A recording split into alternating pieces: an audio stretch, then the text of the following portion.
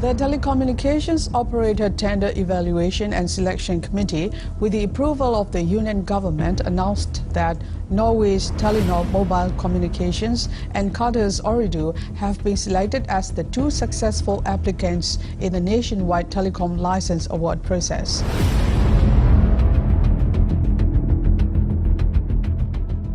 The Myanmar military have banned telecommunications firm executives from leaving the country without permission.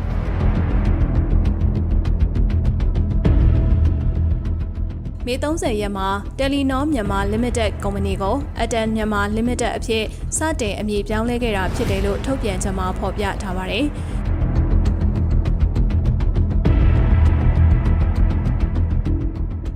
Thank you for joining us for the next hour or two in this episode of Inside Myanmar podcast.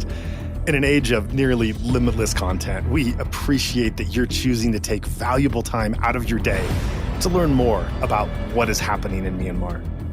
It's vital for this story to continue to be heard by people around the world, and that starts right now with you.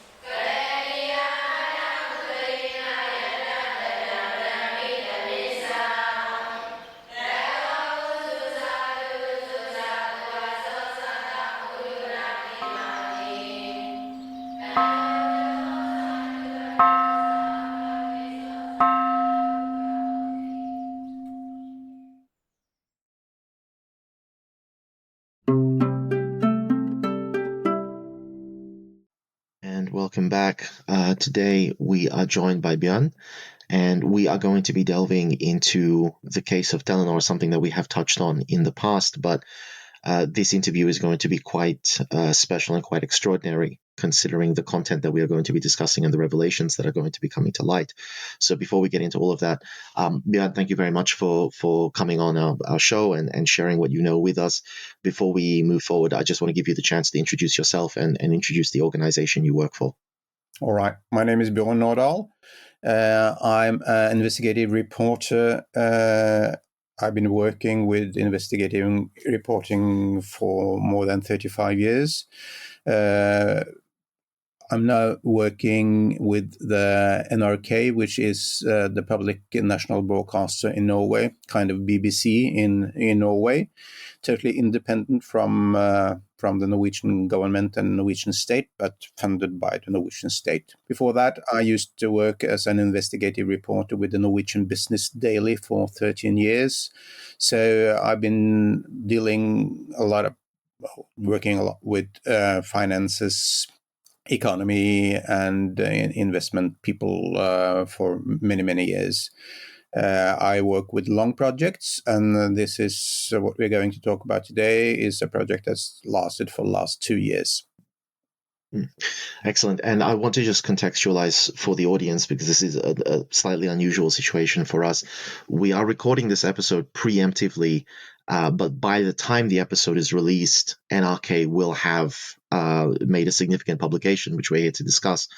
So we don't have the benefit of knowing how that publication is going to be received at the time, but we are looking forward to it with great anticipation.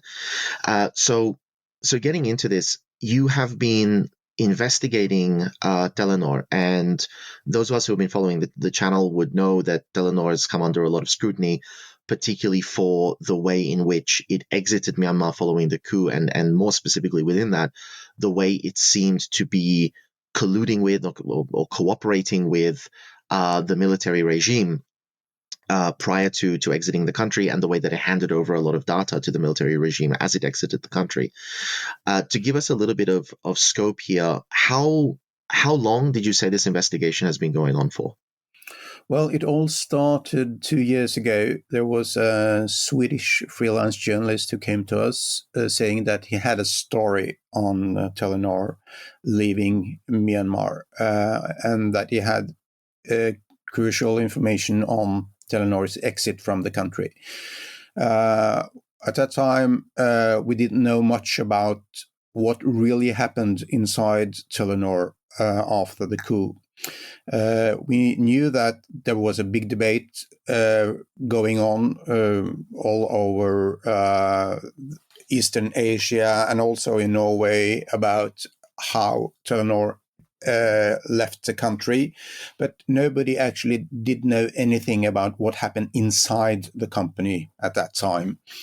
So this Swedish journalist said that he had sources that could provide information that would be very interesting to dive into, to look into, to see what really took place and what considerations Telenor made when they left the country, and especially on the data, the customer data that they were said to have given to the military junta. But nobody knew exactly what had taken place, and nobody knew what kinds of information they had given to the military junta in Myanmar, because that was totally forbidden to reveal from the company. And the company said we can't tell anything about what happened after the 14th of February 2021. So all this was very interesting, and we started a process with this Swedish journalist, and we set up a team in Oslo with 3 people in addition to this Swedish journalist. So we have been a team of 4 digging into this for more than 2 years. So it's a pretty substantial amount of time to be investigating this case. I want to make sure that we put the historical contextual things here. So let's talk about Telenor entering Myanmar. From the Myanmar side of things, obviously we see the 2010 election, which is widely boycotted by the National League for Democracy, but nevertheless results in a notionally civilian government on paper, and the period that we sometimes refer to as the sort of quasi-democracy or the pseudo-democracy, where things begin progressing. And it was not long after that Telenor enters Myanmar, which is a very, very significant step. What can you tell us from the Norwegian side would have been driving this decision to enter into a market that is pretty questionable, just emerging from a overt military dictatorship to a pseudo civilian government, which is still clearly a military dictatorship? Pseudo-civilian is quite a precise description of the situation. Well, the thing I think we should go back to when Aung San Suu Kyi was given the Nobel Peace Prize in Oslo, meaning she wasn't able to receive the prize herself. She was in custody at that time, but her sons and her husband came to Oslo to receive the prize. And ever since then, it's been a very close relation between Norway and Myanmar in terms of, campaigning for the freedom of Aung San Suu Kyi, and also being very involved in the process when the country opened up.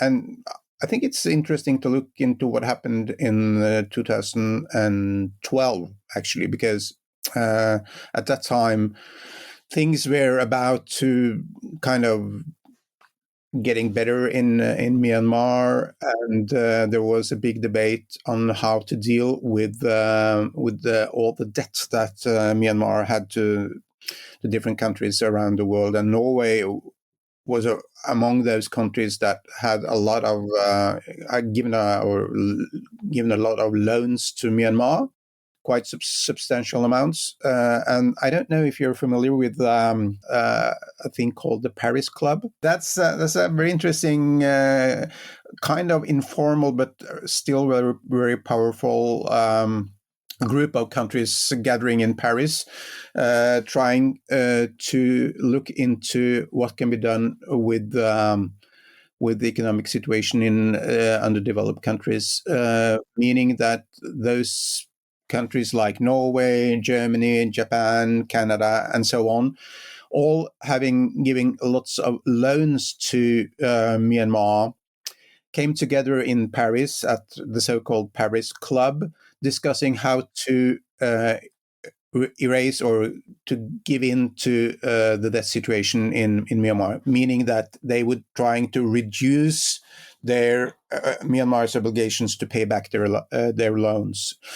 And in this process, Norway took a leading role, actually, because the other countries who were discussing this debt situation in Myanmar, they said, okay, probably we will give in and reduce their loans with 60-70%. And the Norwegian delegation said, hey, how about just erasing the debt totally?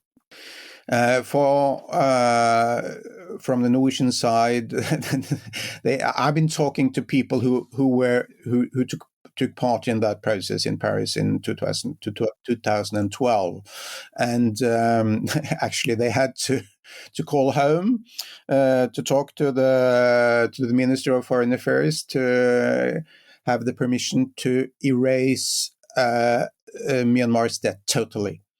So Norway took a leading role already here.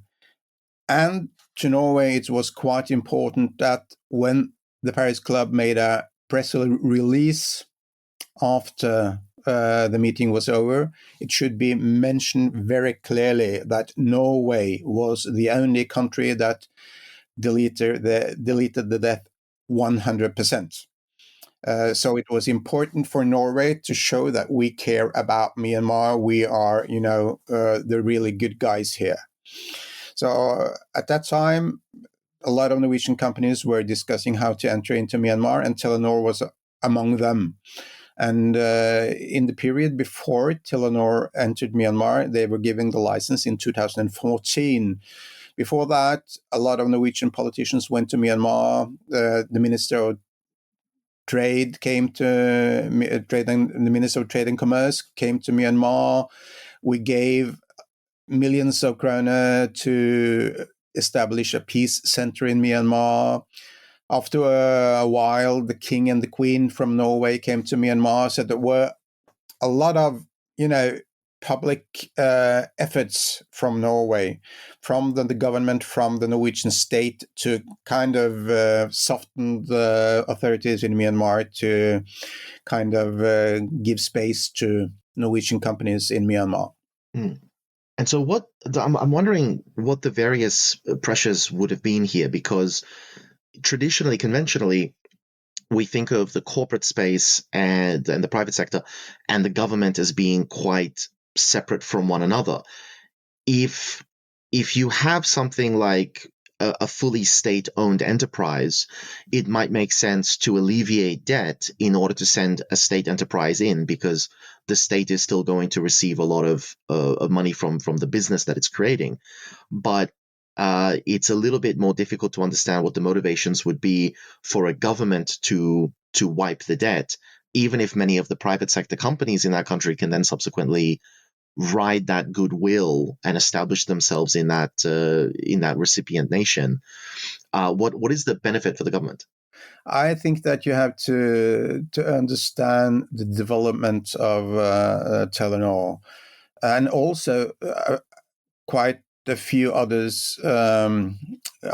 companies in Norway that are partly state-owned, because Norway has developed its economy from, I would say, an economy where the state has been very active in some of these companies, and then have let other shareholders come into these companies during the last 25, 30 years. That's the same with Equinor, who is partly state-owned, and it's the same with Telenor, who originally was 100% owned by the state developing the telecom market in Norway. But after a while, the Norwegian government decided to list the company at the Norwegian Stock Exchange in Oslo. And when it was listed, among 40% of the shares were given public, the public were given access to 40% of the shares in the company. So right now, in Telenor, the Norwegian state owns like 58% of the company, meaning they have full control over the company, but it's listed on the Norwegian Stock Exchange, and it has given, the payout for its shareholders per share has been extraordinary for the last 20 years. It's been a very successful listing. So partially, it's good for the Norwegian government to enter into it's absolutely a virgin-like market in Myanmar. For Telenor to enter here, it's like we have possibilities both for the states as a major shareholder, but also for all those who are shareholders, for 40% of the shareholders that are private equity companies, private persons. So it's a win-win situation both for the states and for the private shareholders in Telenor to enter into this very interesting market. And so I'm wondering, behind the scenes here, when the Norwegians are deciding, okay, maybe we'll not only reduce the debt by 60-70%, but in fact we'll just wipe the debt entirely, would that have been done in consultation with Myanmar, with the understanding that this is only going to happen if Myanmar agrees that they are going to allow Norwegian companies to invest? Or would it have been less overt? Would they have wiped the debt and then just sort of hoped that the junta would turn around and say, yeah, okay, we'll do you a favor because you did us a favor? No, I don't think that you will find anyone who will admit that there was a connection between wiping out the debt and the entrance of Norwegian companies. But this is the subtitle here, right? You do something, and there is a clear understanding that we do this because we kind of like to massage the junta to open up for Norwegian companies. And the interesting thing is that when the license was on auction in Myanmar, there were like 100, or to be precise, 96 different companies around the world who bid for the license in Myanmar. And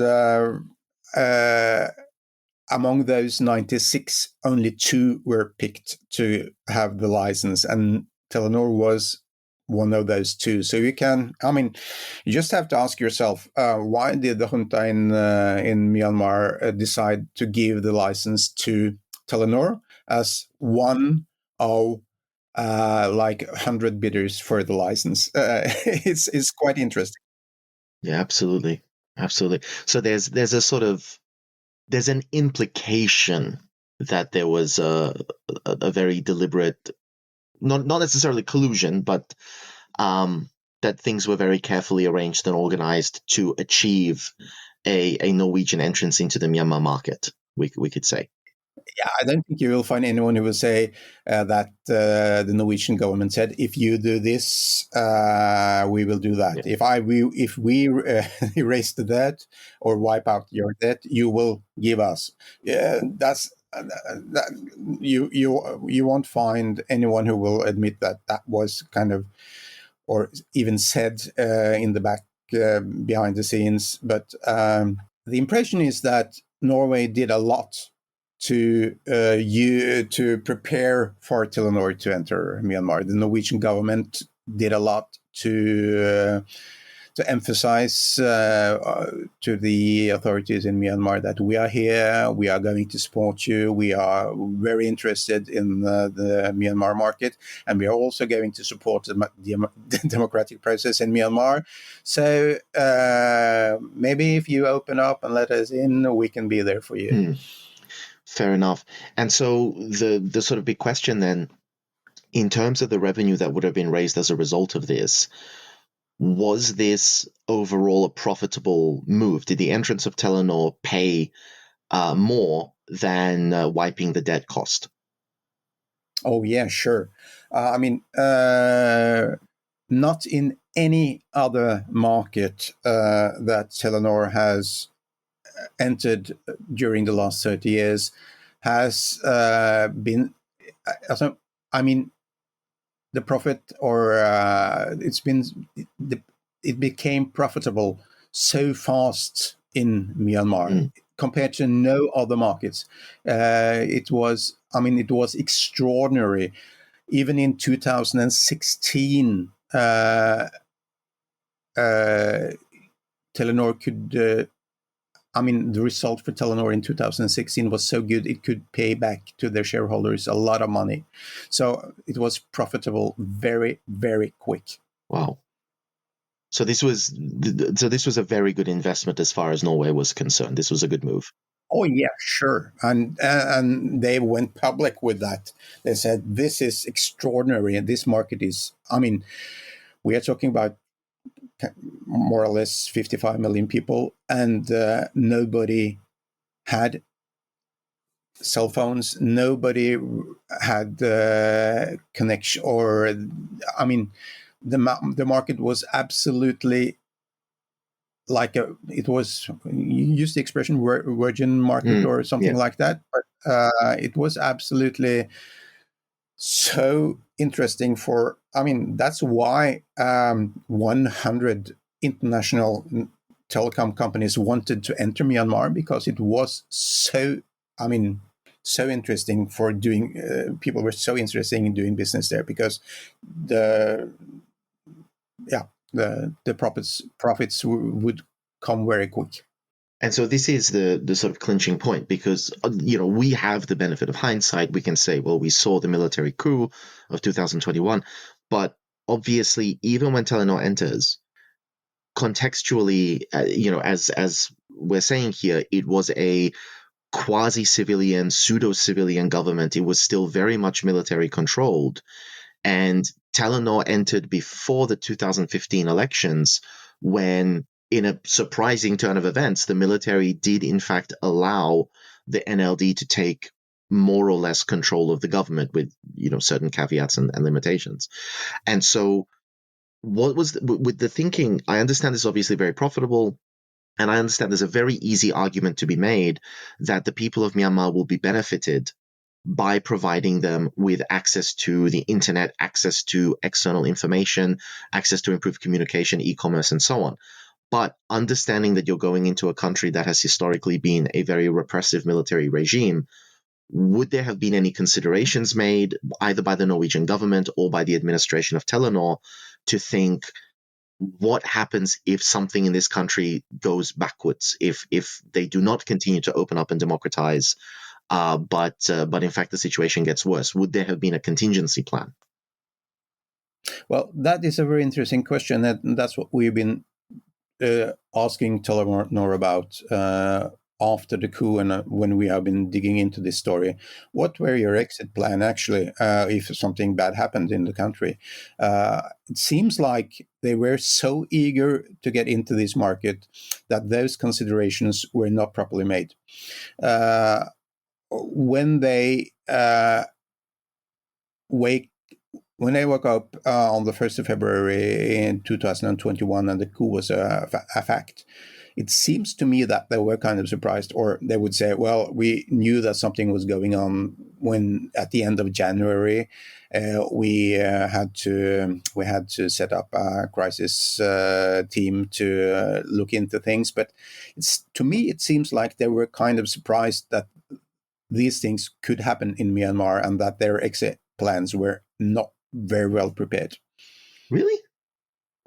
Yeah, sure. Telenor operates in some countries that are known for political instability, either Telenor itself or a subsidiary that is, wholly or partially owned by Telenor. But they have engagement in a lot of countries that have faced crises of political corruption and instability, that have faced coups.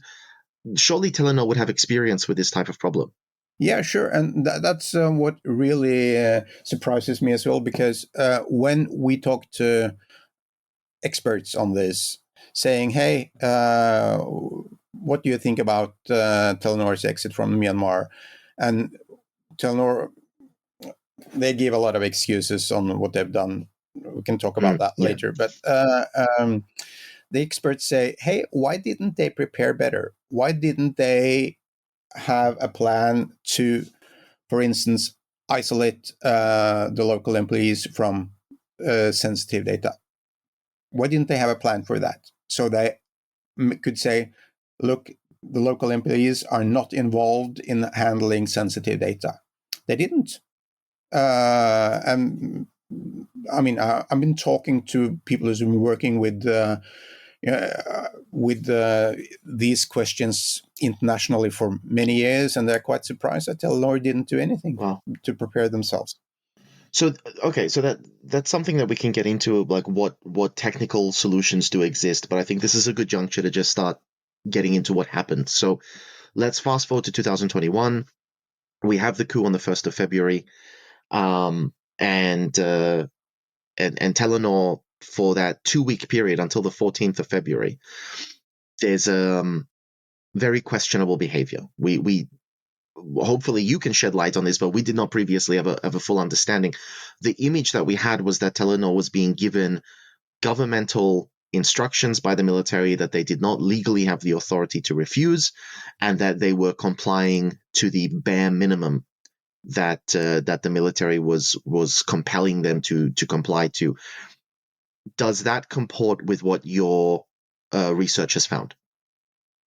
Yeah, what happened before the 14th of February is, well, could be, let's say from the coup until the 14th of February, there is kind of information accessible on what Telenor did and did not do, because they published on their own website that they had to shut down the network and they had to close the mobile network for all of the country, and that they had to shut down Facebook and so on, social media platforms. That is quite well known, but it's what happened after the 14th of February, when they were giving direct instructions from the junta that they could not reveal anything of what was going on between the junta and Telenor. And that is a period of 14 months. That is what we have been digging into, what happened from the 14th of February until the 25th of March, when they left the country the year after. And that's what's really interesting, because we know that Telenor had to do this and that and close, shut down networks, which the other internet providers also had to do. But that's not so interesting what they did before the 14th. What's interesting is what they did after they were told not to do anything, to reveal anything, and that's what we really have been digging into. Okay, so because that's very interesting, because I do remember that period, because Telenor and others were putting information out, telling people ahead of time that we've received an instruction from the military, we have to shut down the internet at this time until that time. And the military were obviously not happy that people were able to plan around the internet shutdowns. So I remember when the military realized that they have to stop the companies from communicating at all. But are you suggesting that as a result of that, did Telenor have some sort of internal system that they stopped updating as well? Did Telenor stop? Is there an oversight in Norway over Telenor's activities? If it's government majority owned, I would assume there is government oversight over what Telenor does. Was Telenor not giving information to the Norwegian government? Was there a shift there? Yeah, this is very interesting, because on the 14th of February, the CEO of Telenor, Sigve Brekke, went on television in Norway. It's on the NRK, actually, my company, and he was asked a lot about what are you actually doing in in Myanmar at the moment. Why are you shutting down Facebook? Why are you doing this? Why are you doing that? And he said, from now on, I can't say anything. I can't say anything about what we are doing and what considerations we are making in Myanmar. He was asked a lot of questions on the customer data, on what they would do with social media, and so on and so on. And the answer was still the same. I can't say anything. But the thing is, and that is what we are really trying to find out, and we are going to ask the Minister of Trade and Commerce, who was in charge at that time, what did you actually know about this? How informed were you? What did Telenor tell you about the situation, and why did you inform the Norwegian Parliament about this afterwards? We have found out, we have mapped all the meetings that were held between Telenor and the Ministry of Trade and Commerce. And there were around 30 meetings, which is quite a high number compared to, normal situation. And but we don't know the content of those meetings. What happened between Telenor and the Norwegian government at that time? And that is very, very interesting. How well informed were the Norwegian government? What did Telenor tell them? What did Telenor say about crucial, sensitive customer data that they had in their possession, and what were given to the junta? This is what we really want to know more about. We know what they did, and I can tell you more about that later. But what did they tell the Norwegian government? It's very interesting.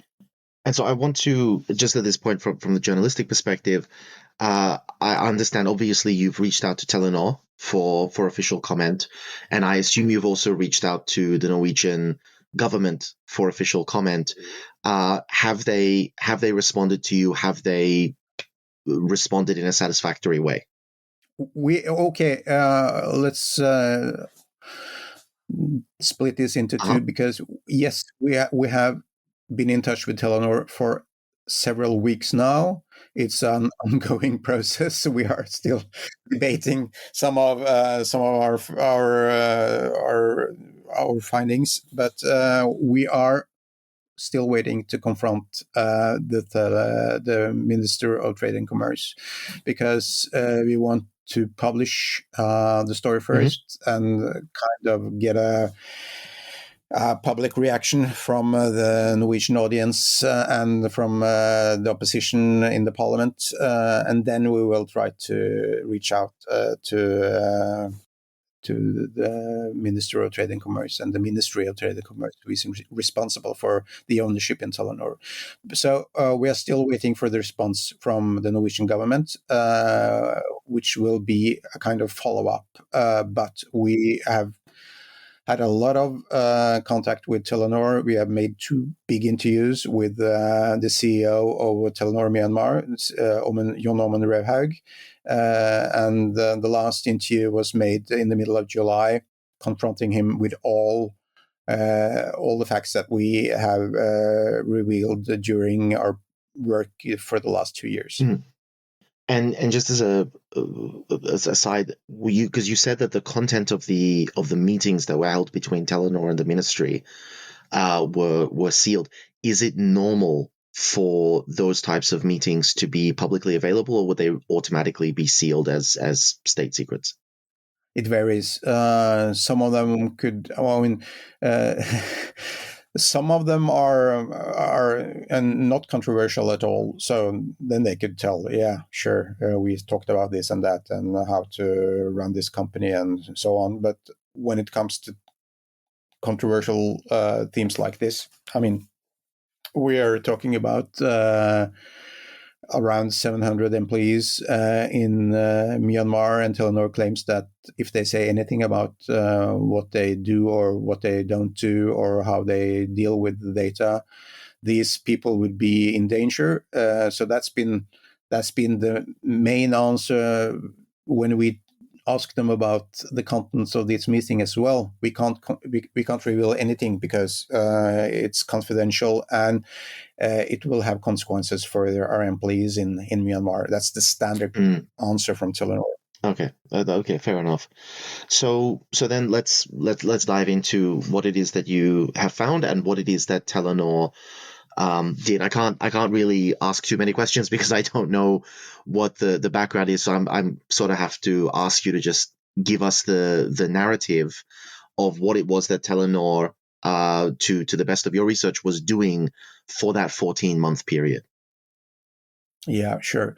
I can say that in our possession, we have more than 750 documents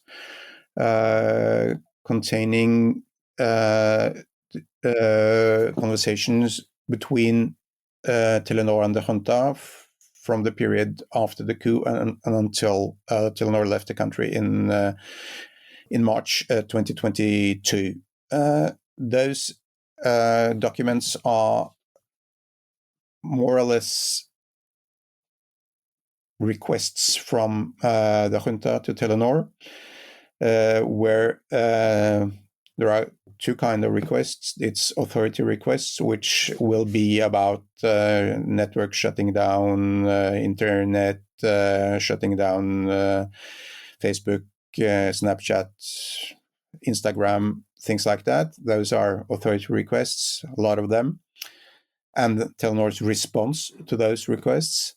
And the other kind of requests are those called direct requests concerning crucial teledata on private customers, individual private customers.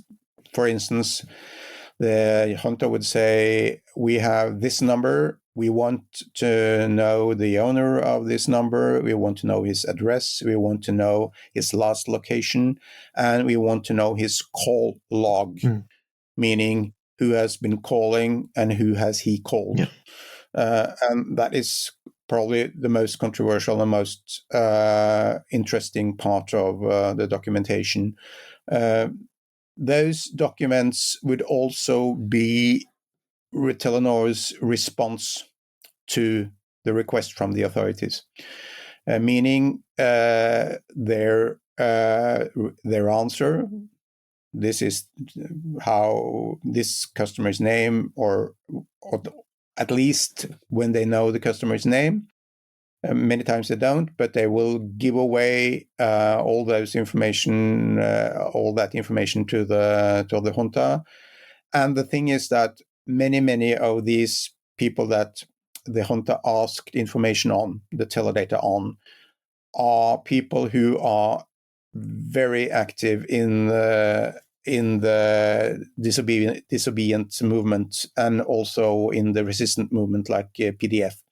The thing is that what we can see is that there is a direct link between Telenor giving away crucial information and the consequences for people working against the junta, people within the civilian disobedient movement, and also very central politicians, and also people with the PDF who were, really attacking the junta in a very critical period. So, giving away this information, Telenor probably has provided a possibility for the junta to track down the people in the opposition. Absolutely. So the first question is, how much verifiable harm do we have? Because obviously all of this stuff is going to be difficult to track. It's going to be difficult to quantify. Are there any cases where we know for a fact that this information was used to arrest an individual or target an individual? Well, let's turn to June 2021 as an example. Telenor receives a request from the junta to give away information on one specific number. According to Telenor itself, this number belongs to an imprisoned member of the People's Defense Force, the PDF. And Telenor makes an analysis on its own, and the bottom line is these data, these information connected to this specific number from this PDF member will be used to identify and potential arrest new contacts. And so they say, as a bottom line, the impact of sharing this information is extremely high. Mm. Meaning this is Telenor's analysis on the situation. They're saying directly that the junta is using telecom data to map the networks of the democracy fighters. Okay. And so I want to know who received this, because you said this is a Telenor analysis. Did Telenor do this analysis for the Norwegian government? Or did they just do it to have it for themselves internally? What was the purpose of this analysis? Well, Telenor put together a team to handle all those requests from the junta, and every time they received a request from the junta, this team had to handle it, and those people inside the team were, like lawyers, people working with human rights, people working with, of course, local legislation.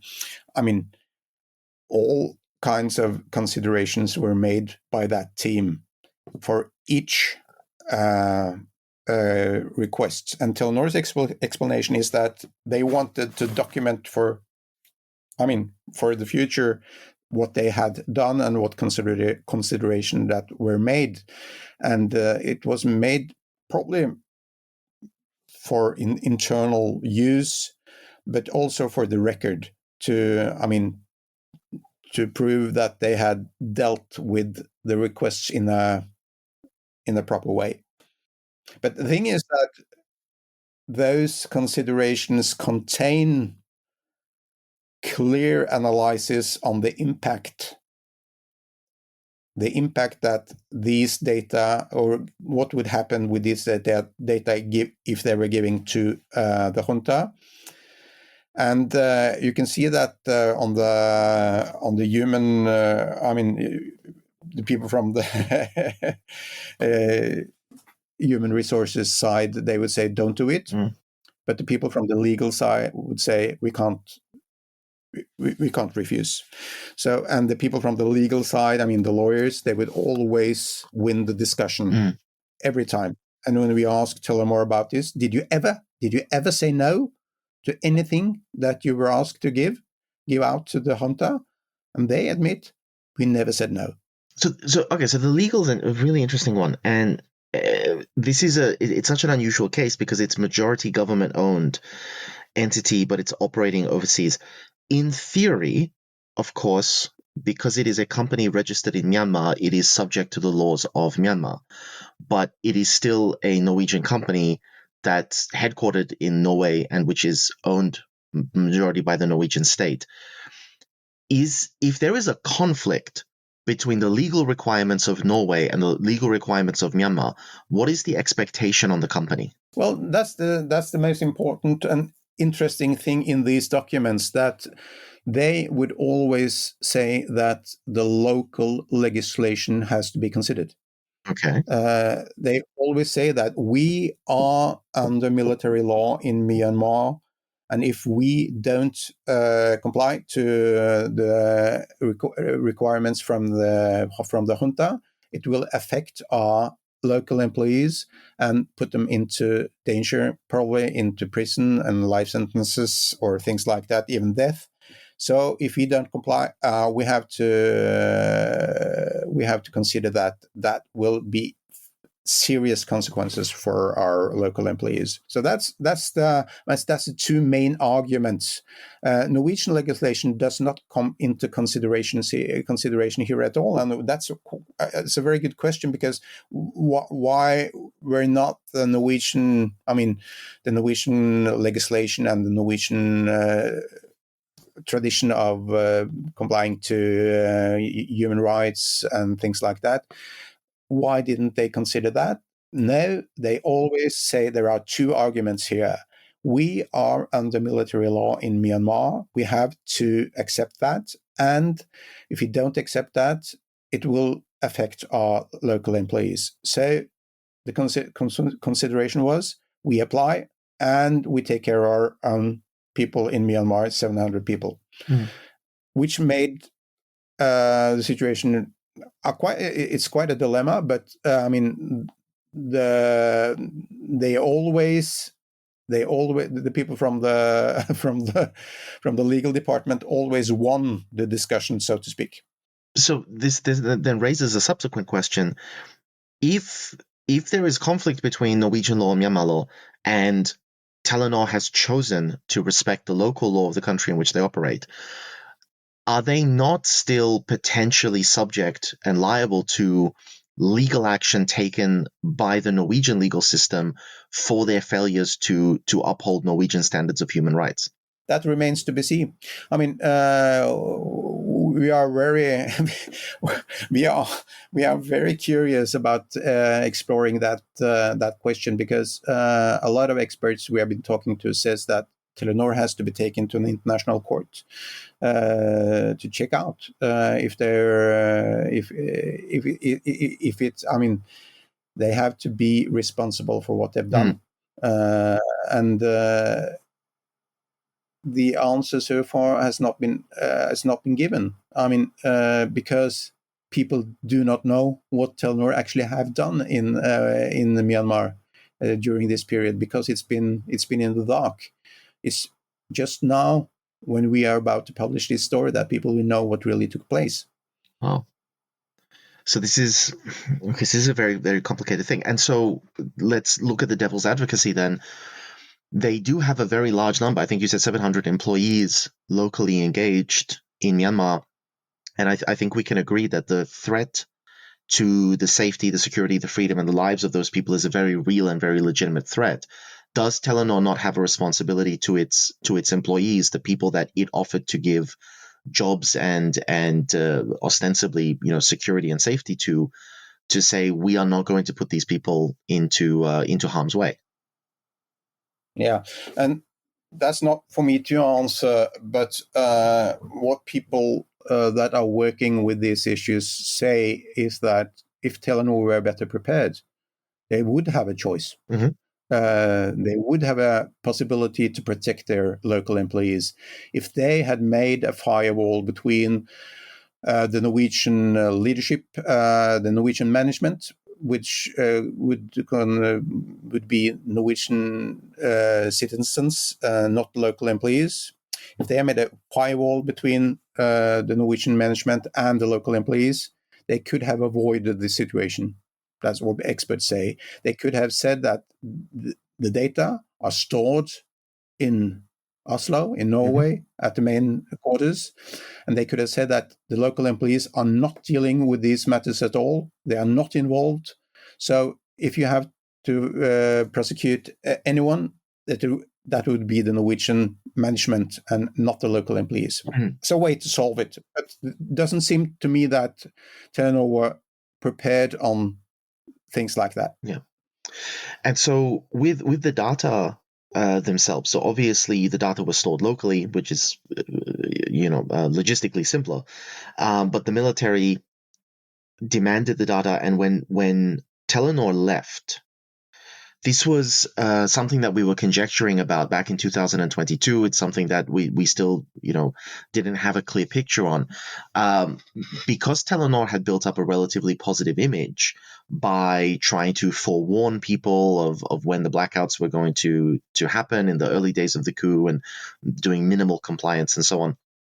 there was a hope that what Telenor was going to do was either wipe their data registries and servers before they hand over the control to the military so the military don't have anything, or encrypt them in some way, which you should be doing for safety and security anyway, and simply refusing to hand over the decryption keys, which again, you could argue, well, the local employees don't have the decryption keys because it was encrypted by the Norwegian executives. Did Telenor do either of these things? Did they attempt to do either of these things? Do we have any evidence of internal discussion of these types of options to stymie the efforts of the military to gain access to these data when Telenor left the country? We've been asking Telenor about that, and they say that they made a lot of considerations in cooperations with big international security firms trying to find technical solutions to erase the data or encrypt the data. They said that, technically we could probably do that kind of remote erase thing from made by some security companies outside Telenor and outside Myanmar. But the conclusion was that if we do that, the junta will consider that as a hostile action, and it would affect our local employees. So we couldn't do that. Interesting. But they had a long-term cooperation with international security companies trying to find a solution to that, and they found out we could do it, and we could probably also just leave the country. But if we do that, it will affect 700 local employees. And I know it's a large number, and I know it's a long shot, but it just occurs to me as a question worth putting out there. If a Norwegian company that is owned by the state says we have 700 locally engaged employees, and those employees are endangered in safety, security, and life as a result of their employment with us and as a result of us trying to maintain Norwegian standards and Norwegian laws and Norwegian human rights principles, would there not have been, for example, recourse for Telenor to say the best thing that we can do is to try to extract these 700 people who work for us and relocate them to Norway and give them protection status, because by working with us, we have put them in danger? Would that ever have been a possibility? I think that has also been a consideration from Telenor, but some of those local employees have been moved from Myanmar to other countries and are still working with Telenor in other countries. But as you probably would consider yourself, if I have to leave the country, what about my family? Yes. What about my friends? Yes. What about my network? So even though they could offer kind of immigration plan for the local employees, many of them would say that it's impossible for us to leave Myanmar because of our connections to the country. But so at the very least, we can say that there was some thought given to this type of option. Yeah, and some were given the possibility to leave the country, organized by Telenor. On the technical side of things, can you explain, other than the firewall, which we've been discussing, were there other types of solutions that Telenor could have implemented before the coup in preparation, or more importantly, is there any technological response that they could have made after the coup in that short space of time to say, okay, we need to prepare ourselves for the inevitability that we cannot remain in this country, and we want to make sure that we can extract ourselves from this country without bringing harm to our employees and without bringing harm to Myanmar society in general? Were there technical solutions available that Telenor chose not to utilize? Well, the only thing I know about this is what they tell us, as what Telenor tells us. But I'm not really a technical guy. Okay. We have a data journalist on our team who has been dealing with all these data from Telenor, so he could probably answer that question. But what I know is that Telenor say that they explored a lot of possibilities how to avoid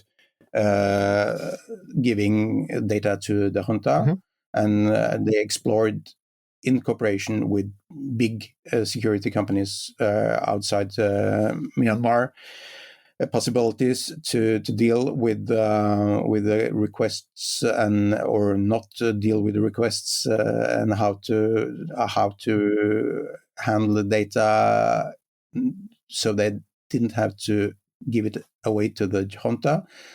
But as far as I know, they always reach the same conclusion that it's not possible to do that because it's too risky. So at the end of the day, when Telenor, the Norwegian side of it, leaves, but the infrastructure remains in the country, the employees remain in the country, or most of them, and everything is handed over to the military. What did that look like? Are we actually looking at the military actually being given access to potentially years worth or months worth of phone records, unencrypted, searchable by name, searchable by phone number, and basically everything that the military has been dreaming of? Yeah, the thing is that when we look into these requests coming from the junta to Telenor, it's quite specific. I mean, there are no coincidences here. There are reasons why they ask for these specific numbers. I mean, I can give you one example from March 2021, which is really astonishing. There is a request in the middle of March 2021, and it looks quite, not so important. Why do they ask for information on this number?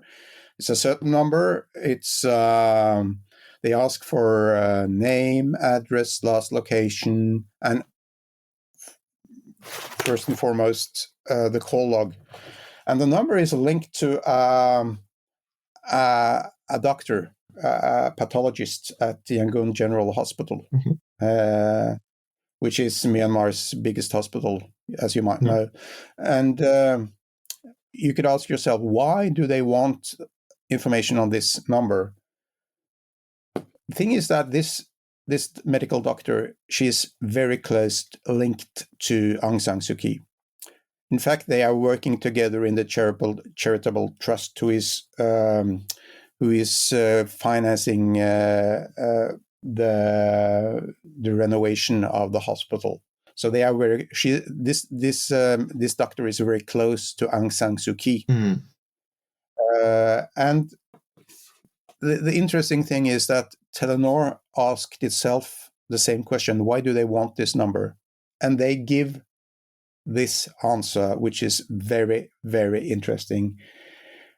Telenor say in their analysis, it's likely that this number will be used to support the military examinations of the criminal case against Aung San Suu Kyi. The case that we know to be fraudulent, designed to put her in prison. Yeah. So Telenor deliberately give away information that can be used by the military to prosecute Aung San Suu Kyi. Wow. It's ironic coming from Norway, the country where the Nobel Peace Prize is awarded. Yeah, and we just had to follow up this, and we met with Aung San Suu Kyi's son, Kim Aris, in London to show him our findings. And it was a very strong meeting. He was shocked when we gave him the information, and his reaction was, it's terrible that the country that always has supported my mother would give away this kind of information helping the junta. That's his reaction. It's very disturbing to hear, and And of course, the question also has to come up: the decisions that were being made at Telenor. What is the extent to which the government of the day would have been involved? Clearly, they're being informed because, as you say, they're having a very high volume of meetings. But the question is this a case of Telenor simply informing the government what they're doing, or is the government of Norway in a position to instruct Telenor in what kind of steps it must take in order to uphold, Norwegian standards and the principles of the government? Well, that's a two-part question, and I'll try to explain in two stages here. First, when we ask Telenor about this, they say that we don't discuss each request with the government. So they say we were given the freedom to handle this ourselves. Mm-hmm. And then I asked them, but were the government informed on what really took place in Myanmar, what kind of information you were giving away? And they answer in a general way, saying, yes, they were informed. They were very well informed of the dilemmas we were in. So that's one thing. Then it's about how is it possible for the Norwegian government to instruct Telenor to handle differently than they did in this situation? And the answer to that really comes from the Minister of Trade and Commerce. He gave it to the National Assembly. Actually, he was asked about the same thing in the National Assembly, and he said, "We will not instruct Telenor. They have to handle with this themselves. It's not Norwegian policy to involve in the direct management of the company that we are invested in." So the official Norwegian policy in terms of ownership is that we are owners, but we do not directly involved in the management of the company. So what is the nature of ownership then in this context? Is it more that the state is invested in Telenor and therefore the state receives revenue as Telenor's stock price increases? Or is there something else? Because it seems a little bit strange to have a company, let it go private, put it on the stock market, but retain control over it, retain majority ownership over it, and yet refuse on principle to play a guiding role in that company. Yeah, and it's interesting that you ask that, because some would say, why were the Norwegian government so involved when Telenor entered the country and not involved when they exited the country? Yeah. I mean, it seems to be a contradiction in terms, right? Because they put a lot of effort to get Telenor established in Myanmar, but when the going got tough, they really pulled out and said, "This is Telenor's responsibility. We can't involve in that." But you have to consider that the ownership, the state ownership in the Norwegian enterprises like Equinor and Telenor and Yara and so on, they are all stock listed companies, but there is a history behind. I mean, these companies used to be fully owned by the state, and at one time they decided to go public with a listing. And so there is, there is some. I think there are kind of mixed feelings about this. Should they give up their ownership in full, or should they stay on board? But if they stay on board, why do they not give more instructions on how to run the company? It's complicated. Because the company is a little bit seen as an extension of the Norwegian government, because it is majority Norwegian owned. I would go so far as to say Telenor is probably the most internationally well-known Norwegian brand, and therefore there is a certain, I think, expectation that Telenor as an entity is going to operate in line with the principles that Norway has spent a very long time associating itself with and establishing as part of its foreign policy and domestic policy. So it would feel like a very strange disconnect if you have a Norwegian brand that is readily accepted around the world, largely because it is a Norwegian brand, that it is associated with the positive image that we have of the Norwegian state, but it does not have any legal obligation to hold itself to the principles of the Norwegian state, and the Norwegian state does not have the ability to guide it in that direction either. Almost false advertising in a sense.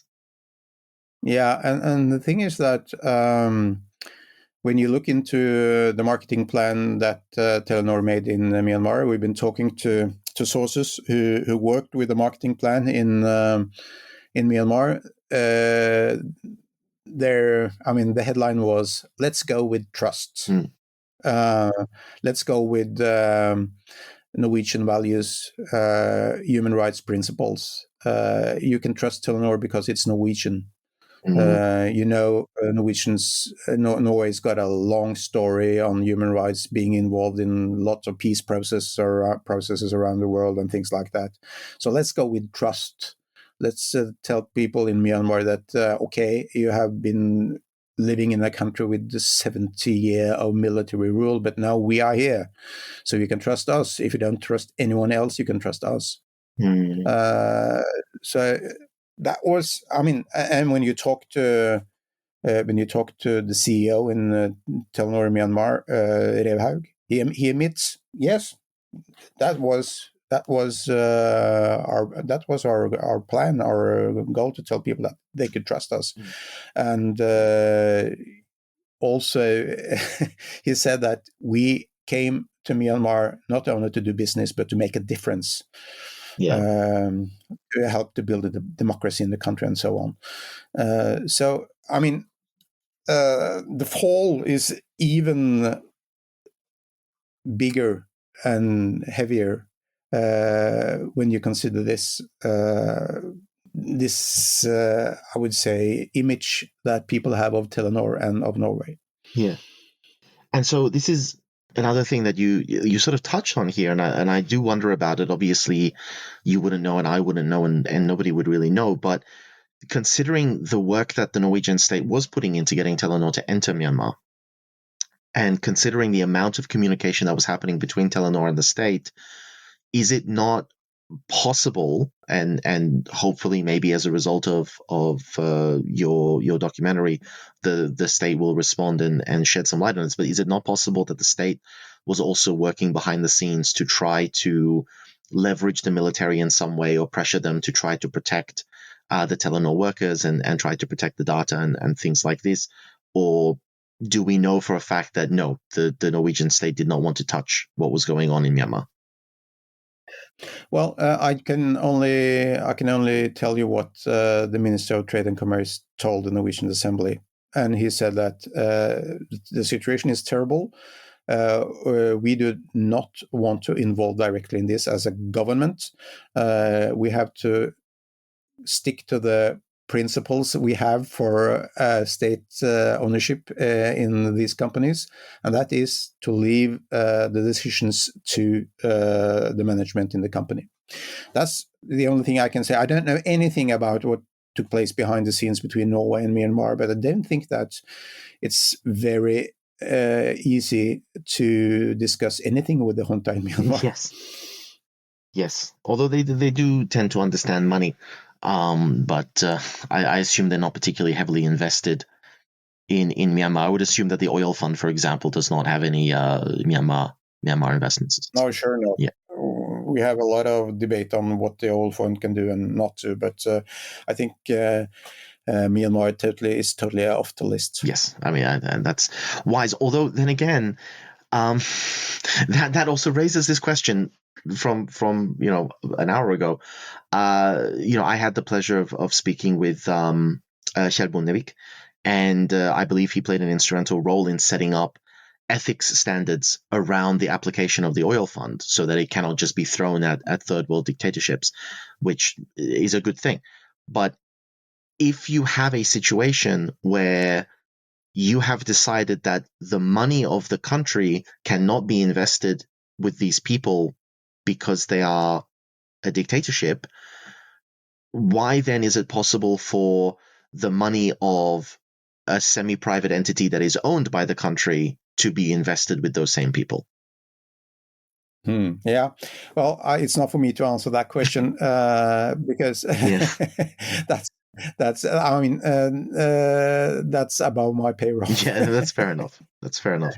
But I mean, I think that the intention of entering Myanmar was kind of divided into two. They saw very potential, strong new market with, I mean, there were no competitors at all in this. They didn't have to do any. I mean, they didn't have to buy any companies to get into the to Myanmar. Everything was blank. It was open. It was a huge business possibility. That's that's one of the reasons they came there. And the other was, to be frank, I think that they really wanted to do something good in the country. I really think that they wanted to connect people in Myanmar so that they could have a voice in the democratic process in the country. But that kind of ambition was probably not very well analyzed as long as the junta was still, or the old general was still there behind the scenes and pulling the strings. Because it is tragic. I lived there, and I didn't see the explosion in technology that happened after about 2010, although many of my friends were there and they did see it. But even what I saw, the impact that these companies had, like Telenor, like Ooredoo, the ability of people to communicate, to keep in touch with their families, to run businesses, the explosion of e-commerce in the country, and the ability of an individual to say, I don't have to be dependent on someone else. I can make a thing and I can sell it on the internet and people can see it and they can buy it. It genuinely revolutionized people's lives. And I do think that Telenor did manage in those years before the coup. I do think they did manage to do a significant amount of good in the country. Although I would say that the incessant spam SMSs that they would send out were very, very annoying. I'm still very angry about that. That's a private issue. But I think they did do a lot of good. It's just, as you say, it was not planned out properly and accurately. But so I wonder, and I know that you've been taking a very neutral stance. You've been taking a very objective stance, and I don't mean to put you out of your comfort zone. But I am wondering, do you have a personal opinion, having looked at all of this, on whether or not Telenor should have just rejected the idea of going into Myanmar in the first place, or do you think fundamentally the idea was good, they just should have put more work into contingencies? Well, my opinion is not so very important here. Yeah, fair. My job is to reveal the facts, to bring out the story on what happened, and make people think for themselves. But when you see the reactions from others, obviously things could have been done differently, and that's what I really want to say, that you have to listen to all these people who are going to comment on this after we have published, because there are going to be strong opinions on this after the publication. And for me, it's what I feel or what I think about Telenor in Myanmar is not so important. It's more that when I can bring this story together with my colleagues in this team, which is important for me to emphasize. This is not a one-man band here. It's a team behind. But when we bring this story, I think that it will speak for itself. And I think that the reactions that will come will be strong. I really hope that there will be strong reactions after the publication. So my opinions, doesn't matter. Yeah. Anyhow, what I'm just a journalist reporting. And I respect that, and I respect your position on that. But it's sort of inevitable that that this would come up. We'll have to sort of touch this, because the fact of the matter is also that there is an election coming up in Norway next month, on the 8th of September, I believe. And it is also the case that the government, unless I'm mistaken, the government of Norway today is the same government that was in power when Telenor exited the country with all the disastrous effects that we've discussed, and was also the same government that was responsible for expunging Myanmar's debt to allow Telenor to enter the country in the first place. Is that correct? That's correct. It's the Labour government all the way. We had a conservative government between 2013 and 2021, but when Telenor entered Myanmar, it was Labour, and when they exited the country, it was Labour, and it's still Labour. And the guy who was the Minister of Trade and Commerce, he's now second top guy in the Labour Party, and looked upon as the one who will probably take over the party when the present leader is resigning. But I think maybe this could affect the campaigning for the election in September.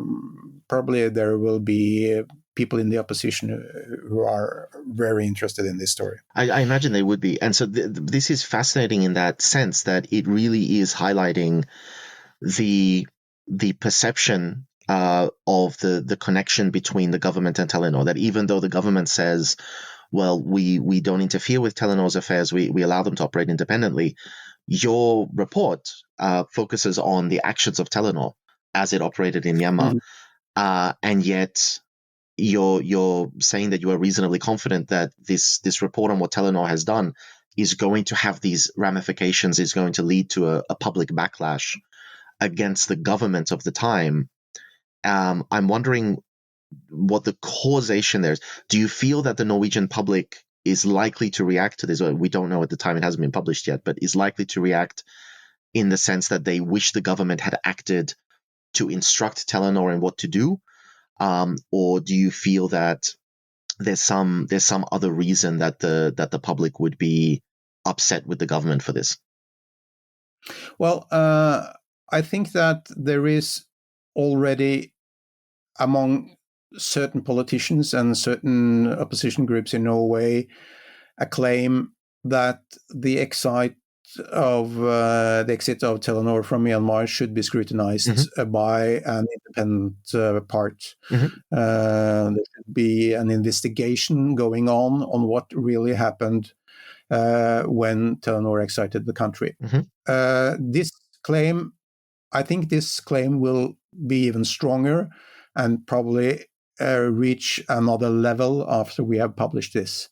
So what we probably can see is, or think or hope will happen, is that there will be an independent investigation, probably from the Control and Constitution Committee in the Parliament, or someone else, who will look into what really happened after Telenor exited Myanmar. And after that, well, we can talk about,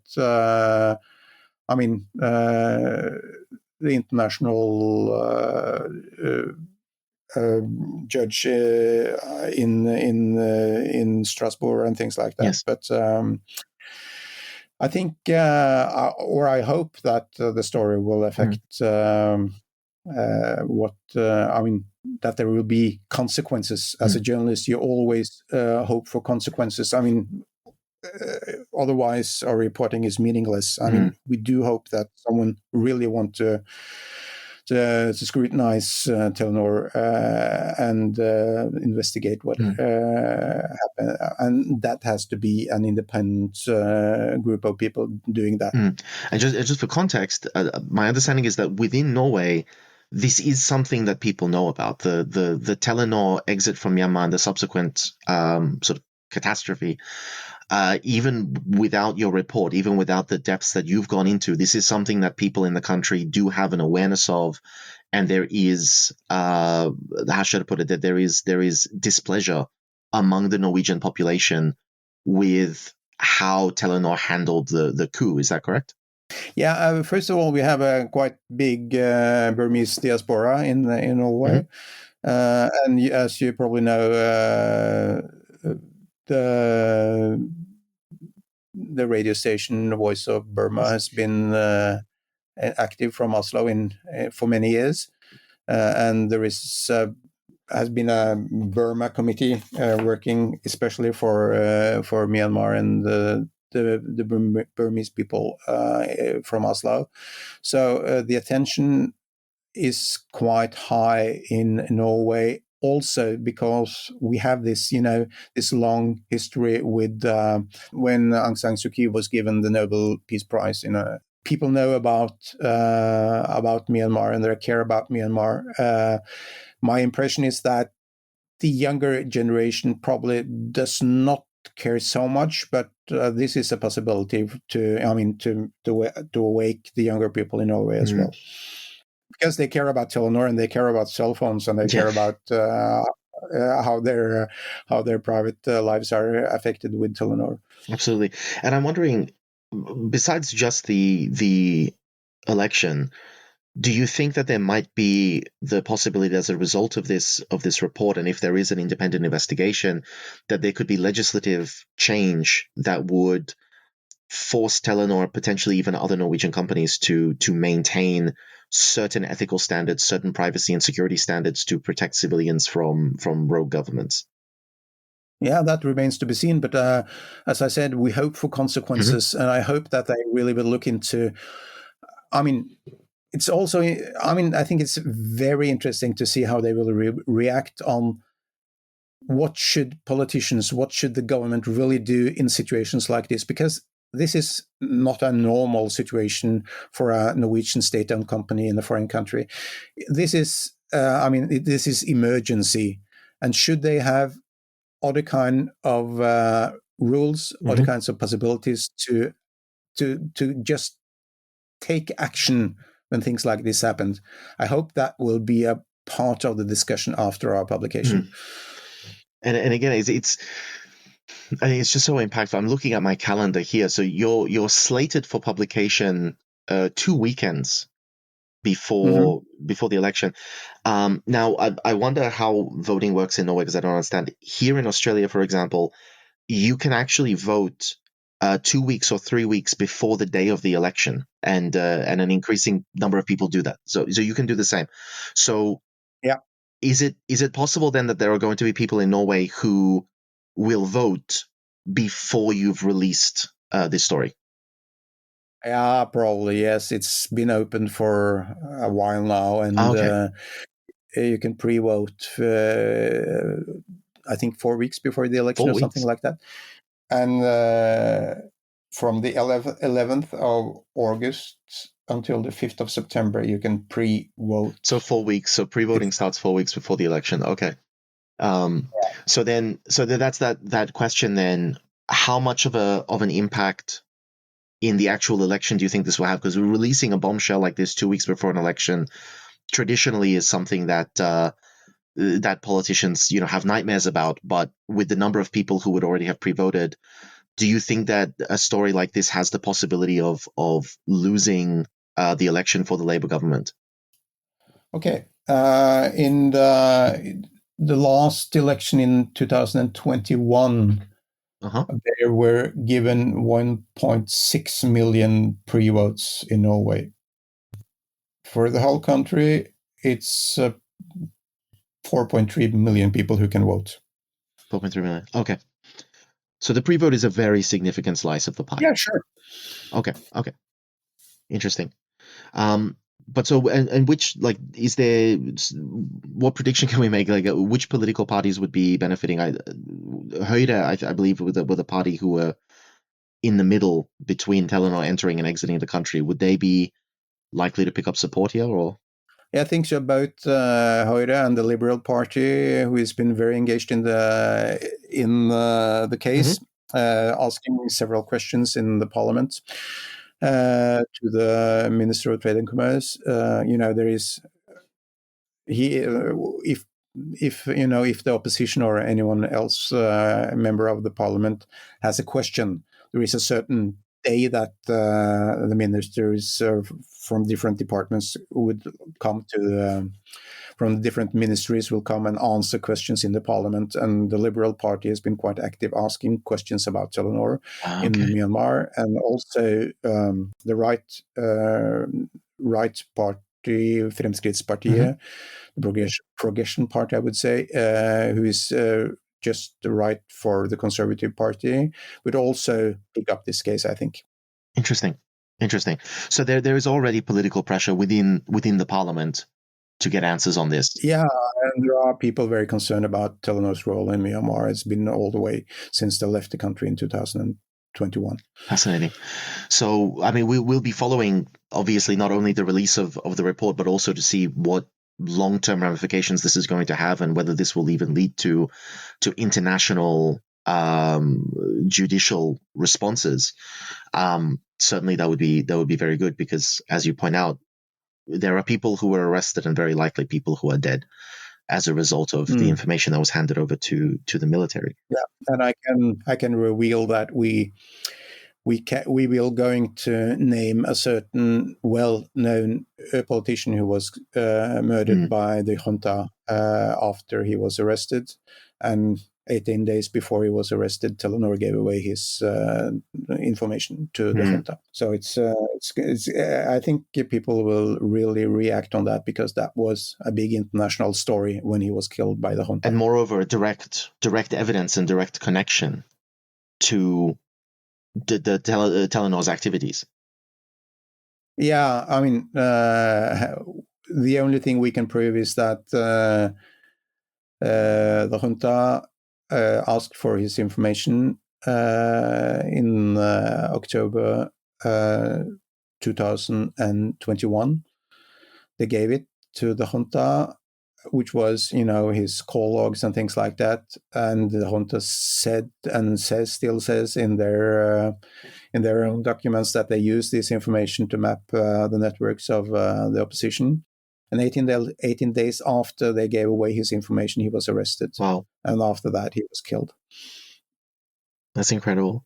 So yeah, we can only wait with anticipation. Obviously, by the time this has been released, the documentary will be out, and we will link to it underneath this episode so that people will be able to go to it and find it. Yeah, sure. That being said, will your documentary have an English language option? Well, we are working on that at the moment. We have discussed it, and we think it's important because we have connections with other countries and other media houses. So probably there will be maybe a short version of the online story available. What we do with the podcast, it's more uncertain, but we will look into it, and hopefully there is a solution in English as well. Yeah, even subtitles. Subtitles would be fine. We would just like to. Yeah, sure. Absolutely. So yeah, I think that covers the majority of what we came here to discuss, and I think it's been a very, very insightful discussion, a very sort of upsetting discussion to understand just what was going on and just how many opportunities were not taken to alleviate the suffering. But we're very hopeful that consequences will come, and that an investigation will be held, and that improvements will be made going forward. But before we finish the episode, we always give the opportunity to our guest to directly address our audience, whoever may be listening, private sector, public sector, government sector. If you have any message that you'd like to share, please do. Yeah, I mean, just think that in general, independent journalism is more important than ever, and investigative journalism in particular, because right now there are so many people attacking independent journalism, and there are so many people questioning on what I would call old-fashioned journalism.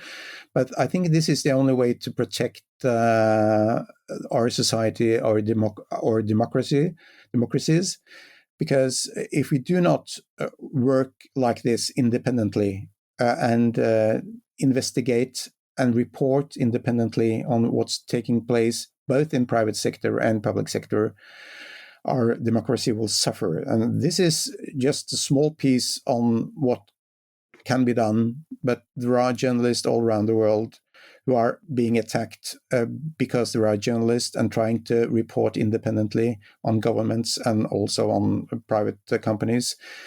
So please support independent journalism in the time to come.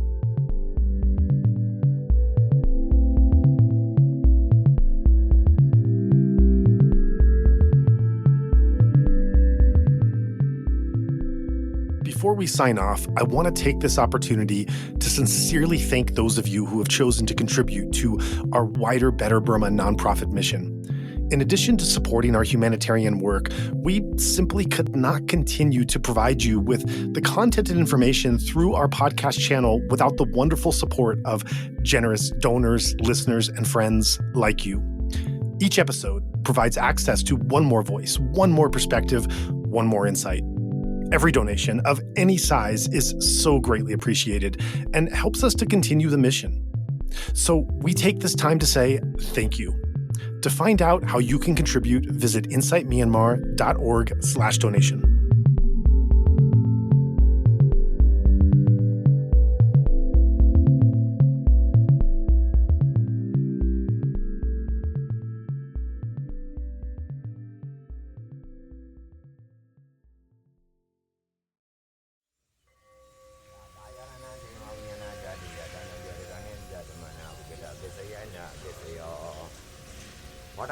Nangkaya unya nada duya dalam biari ganen zat mana wegara besaya na besaya oba yarana da yarana ngana yarana ya da yarana boda ba yarana